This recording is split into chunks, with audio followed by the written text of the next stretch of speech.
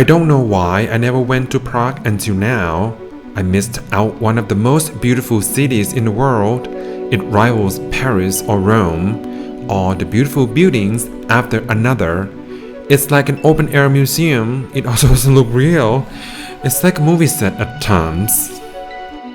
Historical, whimsical, hedonistic, and cynical, Prague bewilders its visitors and charms them. Since the Iron Curtain fell in 1989, tourism and investment has poured in, turning the previously ramshackle communist capital into a buzzing western metropolis.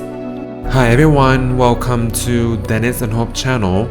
If you're here for the first time, this is a journal of our journey around the world. We like to go places just like everyone else and we document it. We're in Prague for 3 nights, 4 days, so we're gonna take you to all of the places you shouldn't miss when you're in Prague. Where to eat, where to grab a drink. It's late spring, early summer, the weather is just perfect. We live in Switzerland, so going to Prague is like a quick hop on a plane, but we're gonna come back by bus. I know, I'll tell you about that later. Strolling across Charles Bridge is everybody's favorite Prague activity. The bridge is 500 meters long, fairground, with an army of tourists squeezing through the gate and marveling at Baroque statues and the surrounding buildings. The bridge was completed in 1390, so it's been here for more than 600 years ago. Wow!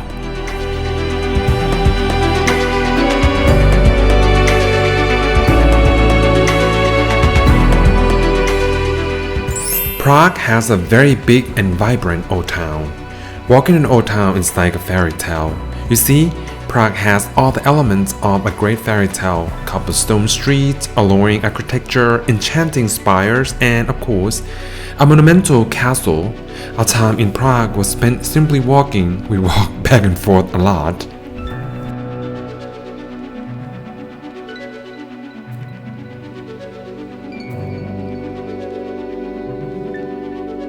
In the old town, you see everyone is snacking on something that is very prevalent.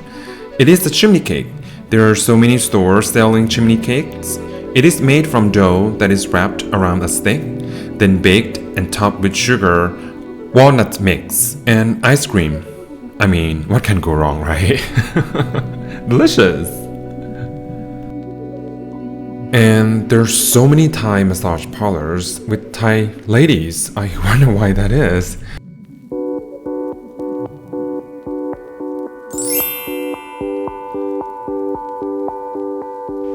If you want to learn more about Prague or the history of Czech Republic, then you can try a free walking tour. My good friend from Prague recommended this tour as he's done it before. It is free but donation tip based. I think it's a great concept. It really is up to what you can afford and how much you think the tour is worth. Our tour guide, Amanda, took us around to the old town explaining the history of the city and the country. She was Canadian-born Czech. One thing I took away from this tour was that Czech is adjusting its identity. It was rich in many ways in old days as part of Austro-Hungarian Empire. Then it became Czechoslovakia, which was communist, and now is being part of Europe, gaining on with the Western European civilization. There is a Jewish quarter in Prague. Like many Jewish quarter stories, this is also not a happy one. Jews were banned to live anywhere else but here. They endure many structural changes at the whim of the emperor.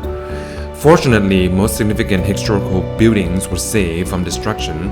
Today, the area is one of the most expensive areas in Prague with many fancy shops and houses around.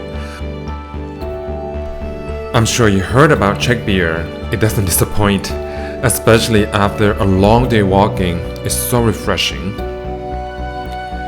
As for Czech food, it's okay. Not my favorite. It's mostly meat, potato, and some sauce.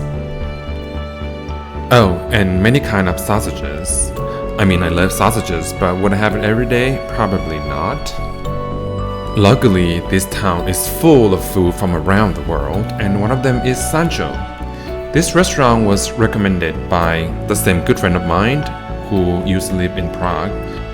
And every time he comes back home, he has to come to this restaurant, so that piqued my interest. It is kind of Asian fusion. This dish is actually Thai dish.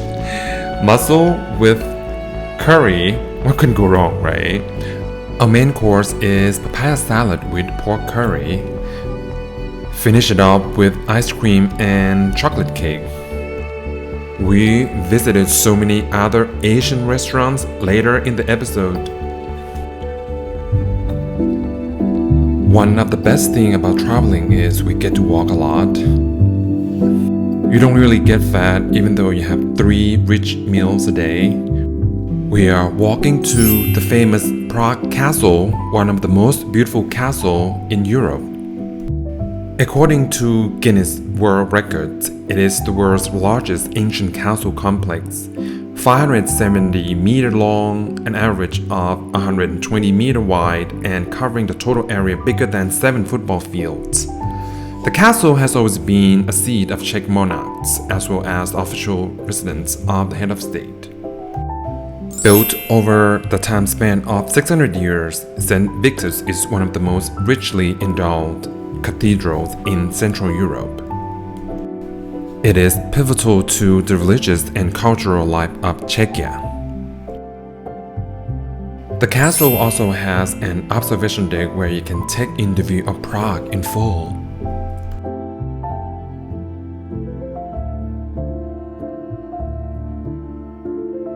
Don't forget to visit the Golden Lane around the castle. I don't know why it's called Golden Lane. This is actually where the real people lived at the time servicing the kings and queens. Upstairs, there are all kinds of armors and weapons. This one is very, very funny. It's like a bird. What do you think?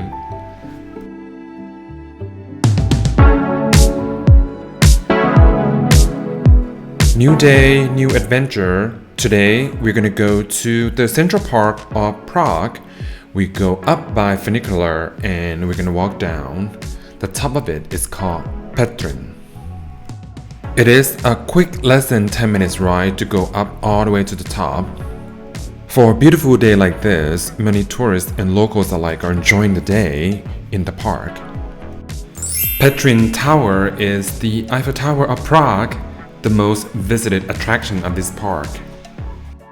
You can climb up or you can take an elevator, which will cost you a little more, and it only fits about 3 to 4 people. Up here you will get 360 view of Prague. Oh my god. It is really, really beautiful, especially on a clear day like this.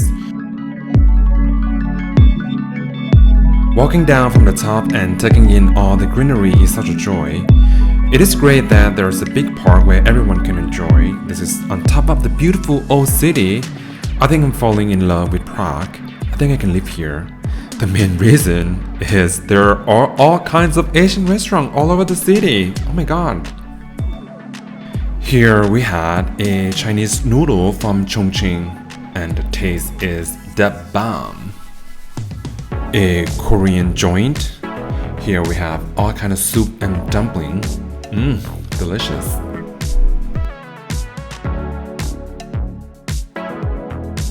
The best for me is gotta be this Vietnamese restaurant called Nam.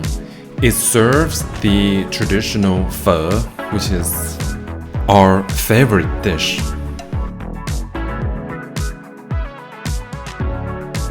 One last thing my good friend told me that I have to do is anonymous bar.